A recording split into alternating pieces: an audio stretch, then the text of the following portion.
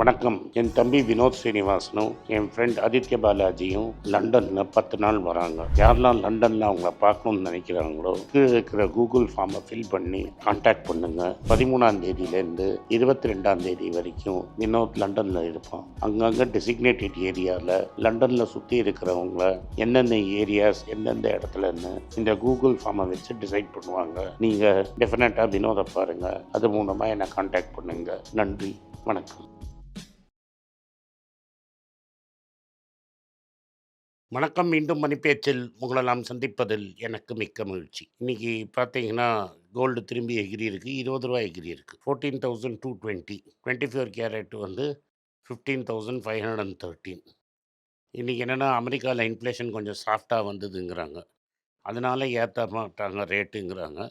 அது ஸ்டெடியாக 2க்கு மேலே 3.5 இருக்கு. ஒரு வாட்டி ரேட்டு டெஃபினட்டாக ஏற்றுவாங்கன்னு நான் நம்புகிறேன். எனிவே 4,400 கிட்ட அப்படியே தங்கம் ஸ்டெடியாக நிற்குது. டாலர்ஸில் ஒரு அவுன்ஸுக்கு 30 கிராமுக்கு. கச்சா எண்ணெய் விலை 91 அப்படியே ஸ்டெடியாக நிற்குது. ரூபா 95.40 கிட்ட இருக்குது. ஒன்றும் பெரிய இம்ப்ரூவ்மெண்ட்டு காணும்.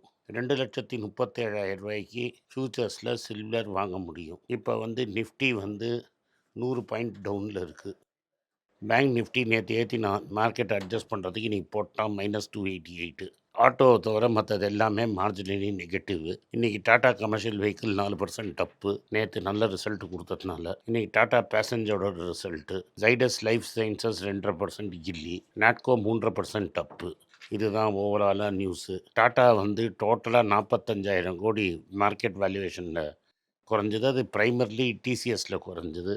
மற்றதுலலாம் பெரிய இம்பேக்ட் இல்லை. மார்க்கெட் எதிர்பார்த்த அளவு, மீடியா எதிர்பார்த்த அளவு இம்பேக்ட் இல்லை. இந்த ரகுராம் ராஜனுக்கு ஒரு பிரதர் இருக்கார், முகுந்த்ராஜன்னு. அவர் வந்து டாடா கம்பெனியில் இருந்தார். அவர் பெல்ட் இது கும்பலாம் சுற்றி என்ன சொல்லியிருக்கிறாருன்னா, நியோல் டாட்டா ரொம்ப நல்லவர், வல்லவர். அவரை வந்து ரத்தன் டாட்டாவையும் நீங்கள் அப்படி தான் கம்மியாக எடை போட்டீங்க. அதனால் நியோல் டாட்டாவை கம்மியாக எடை போடாதீங்க. அவர் எல்லாத்தையும் சரியாக பண்ணிவிடுவார். அதனால் வாழ்க ராஜா அப்படின்னு சொல்லிட்டார். புது ராஜா வாழ்க அப்படின்னு சொல்லிட்டாரு. டாட்டா ஸ்டாக்ஸ் வந்து சந்திரசேகரோட 10 வருஷத்தில் நிறைய வேல்யூ க்ரியேட் பண்ணுது, நன்றி அப்படின்னு சொல்கிறாங்க. நம்ம எல்லாரும் அவருக்கு நன்றி சொல்லி அடுத்த எம்டிக்காக வெயிட் பண்ணுவோம். Tata motor commercial vehicle profit 83% ஏறி இருக்குது. வால்யூம் 26% ஏறி இருக்குது. இதில் மெயினாக என்னென்னா, அதில் வந்து ஒரு அமௌண்ட்டு வந்து இதில் கிடச்சிது. எது? இந்த டாடா கேபிட்டல் லிஸ்டிங்கில் கிடச்சிது. அது எவ்வளோங்கிறத நான் டீட்டெயில்டாக பார்க்கல. அதனால தான் இவ்வளோ தூரம் ஏறிடுச்சு. டோட்டல் ஹோல்சேல் சேல்ஸு 1,08,000 யூனிட் ஆகிருக்குது. எக்ஸ்போர்ட்ஸு 35% ஏறி இருக்குது. இந்த 35%எல்லாம் நம்பிடாதீங்க. அது ஒரு லோ பேஸில் ஏறி இருக்குது. எக்ஸ்போர்ட் பண்ண ஆரம்பிச்சிட்டாங்க. இன்னும் இவாக்கோ வாங்கி முடிக்கலை. இவாக்கோ வாங்கி டைஜஸ்ட் பண்ணப்படம் தான் இதோட ரியல் க்ரோத் இருக்குது. கோல்டு 4,400 டான்ஸ் ஆடிட்டுருக்கு. ஏன்னா யூஎஸ் இன்ஃப்ளேஷன் மைல்டாக வந்துச்சான். அதனால கூட என்ன இதுக்கு மேலே தான் இருக்குது. எதுக்கு மேலே? 2.5க்கு மேலே இருக்குது கோர் இன்ஃப்ளேஷனு. அதனால் வட்டியை ஏற்ற மாட்டாங்க அப்படிங்கிற ஒரு நம்பிக்கை. வட்டி குறைக்கவும் மாட்டாங்க அப்படிங்கிறதும் நம்மளுக்கு தெரியும். அதனால் 4,400 இருக்குது. ஜாலியாக இருக்கிறோம். நம்ம வாங்கி போட்டு தூங்கின்னு இருக்கிறோம். அடுத்தது தங்கம் பற்றி. கோல்டை வந்து சோல்டு அப்படின்னு ஒரு டேக் ஆட் பண்ணணும் அப்படின்னு சொல்லியிருக்காங்க அந்த ஹால்மார்க்கில். ஏன்னா தெஃப்ட்டு ப்ராப்ளம் ஆகிடக்கூடாது, ரீசேல் ப்ராப்ளம் ஆகிடக்கூடாதுன்னு சொல்கிறாங்க. இதெல்லாம் என்ன ஆகும்னு தெரில. பட் இது வந்து ஒருத்தருக்கும் ஒரு பேன் கார்டையாக என்டர் பண்ண போகிறாங்கன்னு தெரில. இது வந்து எதனாலன்னா, மக்கள்கிட்ட எவ்வளோ கோல்டு இனிமேல் இருக்குது அப்படிங்கிறத இவங்க ஐடியா பண்ணுறதுக்கு. இதெல்லாம் ஒன்றும் நடக்கிற மாதிரி தெரியல. சர்க்காருக்கு எவ்வளோ கோல்டு இருக்குங்கிறத ரஃபாக தெரியணும் அப்படிங்கிற ஒரு ஐடியா. அதுக்கப்புறம் நம்ம பார்பல் ஸ்ட்ராட்டஜியில் இன்னொரு சைடு வச்சுருந்தோம். அது நம்மளுக்கு சூப்பராக பலன் கொடுத்துருச்சு. அதெல்லாம் என்னென்னா, சவுத்தில் இருக்கிற பேங்க்கெல்லாம் கோல்டு லோனில் சர்ஜ் ஆகி 90% ஏறி 3 வருஷத்தில் 1,40,000 கோடி இருக்குது. இதில் நம்ம பேங்க்கு ஃபெட்ரல் பேங்க் இருக்குது, கேத்தலிக் சிரியன் பேங்க் ரொம்ப காஸ்ட்லி நம்ம டச் பண்ணாததும் இருக்குது, சவுத் இந்தியன் பேங்க் இருக்குது, கரூர் வைசியா பேங்க் இருக்குது, ஒரு காலத்தில் நம்ம கன்சிடர் பண்ண சிட்டி யூனியன் பேங்க் இருக்குது. அதனால் நம்மளுக்கு ஒரே நல்ல காலமாக இருக்குது. அதனால் கோல்டு வேல்யூ ஏறினாலும் நம்மளுக்கு நல்லது, இறங்கினாலும் நம்மளுக்கு நல்லது. 2 சைட்லேயும் அப்படியே போட்டு உட்காந்துன்னு இருக்கிறோம். முத்தூட் ஃபின்கார்ப், அதாவது ஒரிஜினல் முத்தூட் ஃபேமிலி 3ஆக முடஞ்சுது. ஒன்று Muthoot, blue Muthoot, red Muthoot and yellow Muthoot. Andhra, கேரளாவுக்கு வெளில வந்து ரெட் முத்தூட் தான் நிறைய தெரியும். ப்ளூ முத்தூட் பேர் முத்தூட் ஃபின்கார்ப்பு. பெங்களூர் டீம் எல்லாம் ஃபைனான்ஸ் பண்ணி ஒரு 3-4 வருஷமாக ஆல் இண்டியா எக்ஸ்பேண்ட் பண்ணிகிட்டு இருக்கிறாங்க. இந்த ப்ளூ கலர் பார்த்தீங்கன்னா அவர் தான் நடுவில் ஷாருக் கானையும் பிடிச்சி போட்டாங்கன்னு நினைக்கிறேன். இப்போ அவங்க என்ன சொல்கிறாங்கன்னா, நாங்கள் எல்லாம் அவங்களோட சப்சிட்ரி வந்து முன்னாடியே லிஸ்ட் ஆகிடுச்சு.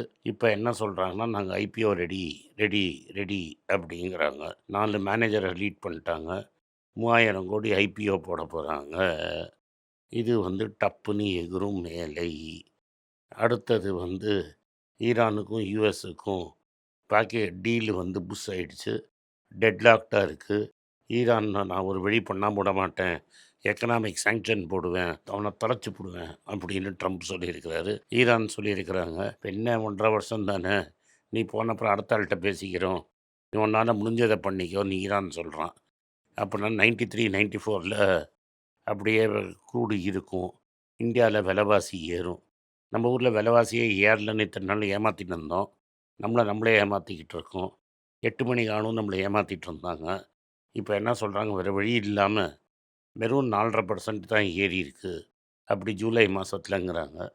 நீங்கள் போய் லாஸ்ட் இயர் என்னத்துக்கு வாங்கினீங்க, இப்போ மளிகை சாமான் என்ன ரேட்டில் வாங்குறீங்கன்னு பாருங்கள். 7-8% மினிமம் இருக்கும். பாம் ஆயில் ஏறிடுச்சு, சன்ஃப்ளவர் ஆயில் ஏறிடுச்சு, அரிசி ஏறிடுச்சு, சிக்கன் ஏறிடுச்சு. ரீசெண்டாக ஒரு பெரிய கம்பெனிக்கு போயிருந்தேன். அங்கே சப்சிடைஸ்டாக போடுவாங்க. இங்கே மட்டும் அவன் பெருமையாக சொன்னார், இந்த ஊரில் சிக்கன் 65 நாங்கள் 70 ரூபாய்க்கு போடுவோம் அப்படின்னாங்க. கேன்டீனில் சப்சிடைஸ்டு. வெள்ளை என்னப்பா ரேட்டுன்னு. சிக்கன் 65 200 சரி, அப்போ எவ்வளோ பேர் சிக்கன் சாப்பிடுவாங்கன்னு பாருங்கள். நிஜமாகவே இன்ஃப்ளேஷன் 4.25% இருக்கான்னு பாருங்கள். அம்மையாரும் நானும் ரொம்ப லக்கி, 2 பேருமே சிக்கன் சாப்பிட மாட்டோம். நான் ஆனால் பூண்டு சாப்பிடுவேன். என்ன பண்ணுறது? அடுத்தது ஜோதி லேப்ஸோட ரிசல்ட் 51% கில்லி. இது எக்ஸ்பெக்ட் பண்ண விஷயம். ஏன்னா அவங்களோட ஹெங்கல் கான்ட்ராக்ட் போயிடுச்சு. அதனால் 50% கில்லி. மார்ஜினும் பாதிக்கு பாதி புட்டுக்குச்சு. லென்ஸ்கார்ட் வந்து Q1 ப்ராஃபிட்டு 228 கோடி, ரெவன்யூ வந்து 43% ஏறி இருக்குது.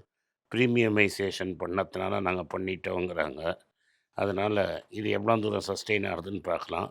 இவங்க ஃபாலோ பண்ணுறது ஆம்னி சேனல் மாடல். அங்கங்கே கடையை போட்டாங்க. ஸோ இது வந்து கண்ணாடி கடை போட்ட கம்பெனி. இவி ப்ரைஸஸ் வந்து 10-12% ஏறும் டிவிஎஸ் கொம்பு சுற்றி இருக்கிறாங்க. ஏன்னா இந்த ஹோமோஸ் கிரைசிஸ் இருக்கிறதுனால அந்த சைடில் கொஞ்சம் கச்சா எண்ணெயோட டெரிவேட்டிவ் எங்களுக்கு தேவைப்படுது. அந்த சைடில் மெட்டீரியலும் வரணும். இதெல்லாம் விலையை நாங்கள் ஏற்றாமல் இருக்க முடியாது அப்படின்னு சொல்லிட்டாங்க. Zydus life sciences 2.5% கவுந்திருக்கு. ஏன்னா ப்ராஃபிட் 36% ஆகிருக்கு. ஏன் ப்ராஃபிட் 36% குறைஞ்சிருக்குன்னா 4 கம்பெனியை விலைக்கு வாங்கியிருக்கிறாங்க. அந்த கம்பெனி எல்லாம் வந்து எக்ஸ்பென்ஸாக எழுதிவிட்டாங்க. ஆக்சுவலாக அது அசட் சைடில் எழுதி இருந்தால் அந்த ப்ராஃபிட் எல்லாம் விழுந்திருக்காது. இப்போ வந்து $13 பில்லியன் ஐடி கான்ட்ராக்ட்ஸு டிசம்பர் மாதத்தில் ரெனியூவல் வருது. முக்கால்வாசி கான்ட்ராக்டெல்லாம் ரெனியூ ஆகிடுமா, ஆனால் டீலோட வேல்யூ மட்டும் குறையும் அப்படிங்கிறாங்க. இது நம்ம எதிர்பார்த்தது தான். இதனால் ஐடி எங்கேயாவது அடித்தாங்கன்னா கன்சிடர் பண்ணுறதுக்கு நம்ம ரெடியாக இருக்கணும். பேங்க் ஆஃப் அமெரிக்கா வந்து நம்ம ரிலையன்ஸ் சாரோட பார்ட்னர் ஆகி ஜியோ கிரெடிட் அப்படிங்கிற ஒரு சப்சிட்ரியில் 49.9% ஸ்டேக் எடுக்கிறேன்னு சொல்லியிருக்கிறாரு. இன்னும் கம்பெனி என்ன பண்ண போகிறதுன்னு தெரில. அதுக்குள்ளே ஸ்டேக்கெல்லாம் விற்றுட்டாங்க. நெட்ஒர்த்தோட 2.5 டைம்ஸில் வாங்கியிருக்கிறாங்க. இன்றைக்கி இதுதான் செய்தி. ஓவராலாக மார்க்கெட்டு வீக்காக தான் இருக்கும். சிஏஎஸில் ஏற்றுவாங்க. சிஏஎஸில் இன்றைக்கி ஏற்றினா நேற்று ஏற்றினா இன்றைக்கி காத்தால் விழுற மாதிரி விழும். மார்க்கெட் எங்கேயும் போகிறது இல்லை. செக் பண்ணேன். ஆகஸ்ட் 2024 இந்த 26,000 ஹையாக இருக்குது. மியூச்சுவல் ஃபண்ட்ஸ் எல்லாம் 30 மாதமாக எங்கேயும் போகலையாம். பார்த்துக்கங்க. ஆகாஷ் பிரகாஷ்னு ஒருத்தர் பேசின ஒரு கிளிப்பிங் நான் பார்த்தேன். 2018 சொன்னார், 60 டைம்ஸ் 70 டைம்ஸ் ஏர்னிங்ஸ் இருக்கிற கம்பெனியெல்லாம் இது எங்கேயும் போகாதுன்னு. பல கம்பெனி எங்கேயும் போகல. அதான் ஆனால் இப்போ வெந்தின புண்ணில் வேலை பாய்ச்ச வேணாம். இன்ஃப்ளேஷனு போனால் போகுதுன்னு ஆர்பிஐ சொல்லியிருக்குது. நீங்கள் வெளில போய் உங்களோட என்ன ரேட்டு ஏறி இருக்குது, போன வருஷத்தையும் இங்கே வருஷத்தையும் கம்பேர் பண்ணி பாருங்கள். இந்த கம்ப்யூட்டர் இன்ஜினியரு அவரோட நண்பர்களெல்லாம் கூடி எம்பிசியில் மீட்டிங் போடுறாரு. அப்போ மட்டும் இன்ஃப்ளேஷனே ஏறலைங்கிறாரு. இந்த மாய மந்திரத்தை யார் சால்வ் பண்ண போகிறாங்கன்னு தெரியல. நன்றி, வணக்கம். இந்த வீடியோ உங்களுக்கு பிடிச்சிருந்தா இந்த வீடியோவை லைக் பண்ணுங்கள், எங்கள் சேனலை சப்ஸ்கிரைப் பண்ணுங்கள், பெல் நோட்டிஃபிகேஷன் தட்டுங்க. இந்த வீடியோவை முடிஞ்சால் உங்கள் சொந்தக்காரங்களுக்கும் ஃப்ரெண்ட்ஸுக்கும் அனுப்புங்க, அவங்கள பார்க்க சொல்லுங்கள். நன்றி, வணக்கம். எல்லாருக்கும் வணக்கம். எல்லாருக்கும் ஒரு இம்பார்ட்டண்ட் அறிவிப்பு. நான் யார்ட்டையுமே பணம் வாங்குறது கிடையாது. நான் யாரையும் டைரெக்டாக கன்சல்ட் பண்ணுறது கிடையாது. என் பேரை சொல்லி நிறைய ஸ்கேம் நடக்குது. டெலிகிராம் குரூப், வாட்ஸ்அப் குரூப்னு. எனக்கு இருக்கிற வாட்ஸ்அப் குரூப்லாம் சும்மா இன்ஃபர்மேஷனுக்கு மட்டும்தான். நான் செபி ரிஜிஸ்டர்ட் அட்வைசர் கிடையாது. நான் சேனல் நடத்துறது எஜுகேஷன் பர்பஸ். அதில் ப்ரைஸே பேச மாட்டேன். இதை வாங்கு அதை வித்துருன்னு சொல்லவும் மாட்டேன். என் பேரை சொல்லி பண்ணுறாங்கன்னா ஏமாந்துடாதீங்க. நன்றி, வணக்கம். எல்லாருக்கும் வணக்கம். குழந்தைங்களுக்காக ஃபைனான்ஷியல் லிட்ரஸி, மணி ஃபார் நத்திங்னு 2வது பார்ட்டு. அண்ட் இதில் வந்து செக் எழுதுறது எப்படி, டெபாசிட் ஸ்லிப் எழுதுறது எப்படி, பணம் எப்படி வந்தது, பார்ட்டர்லேருந்து டிமானிட்டைசேஷன் வரைக்கும் எல்லாத்தையும் கவர் பண்ணியிருக்கோம். உங்கள் குழந்தைங்க அப் டு ஏஜ் 10-12க்கு ரொம்ப யூஸ்ஃபுல்லாக இருக்கும். இந்த புக் இப்போதைக்கு ஒரு ஸ்பெஷல் ப்ரைஸில் 450 ரூபாய்க்கு கொடுக்குறோம். இதை யூஸ் பண்ணிக்கங்க. நன்றி, வணக்கம். moneypage.com வெப்சைட்டை சப்ஸ்கிரைப் பண்ணுங்கள். ஒரு வாரத்துக்கு 4 ப்ரீமியம் ஆர்டிக்கலும் ஃப்ரீ ஆர்டிகல்ஸ் ஒரு 10லேருந்து 15 நாங்கள் போடுறோம். இது சப்ஸ்கிரிப்ஷன் ஒரு மாதத்துக்கு 99 ரூபா தான். இங்கே சொல்கிற கான்செப்ட்ஸை கிரேட்டாக எக்ஸ்பேண்ட் பண்ணி போடுறோம். நீங்கள் படிச்சிங்கன்னா உங்களுக்கு யூஸ்ஃபுல்லாக இருக்கும். நன்றி, வணக்கம். வணக்கம். குழந்தைங்களுக்காக ஒரு புஸ்தகம் லான்ச் பண்ணோம். அது ரொம்ப சக்ஸஸ்ஃபுல்லாக இருக்குது. யாருக்கெல்லாம் அந்த புஸ்தகம் போகணுமோ எங்கள் டீமுக்கு கான்டாக்ட் பண்ணுங்கள். கீழே இருக்கிற நம்பர்லேயும் வெப்சைட்லேயும் கான்டாக்ட் பண்ணிங்கன்னா உங்களுக்கு அந்த புஸ்தகத்தை நீங்கள் வாங்கிக்கலாம். மற்ற எங்கள் புஸ்தகமும் அவைலபிள். எங்கள் வெப்சைட் மூலமாகவும் வாங்கலாம். கீழே இருக்கிற வாட்ஸ்அப் நம்பர்லேயும் மெசேஜ் அனுப்பலாம். நன்றி, வணக்கம்.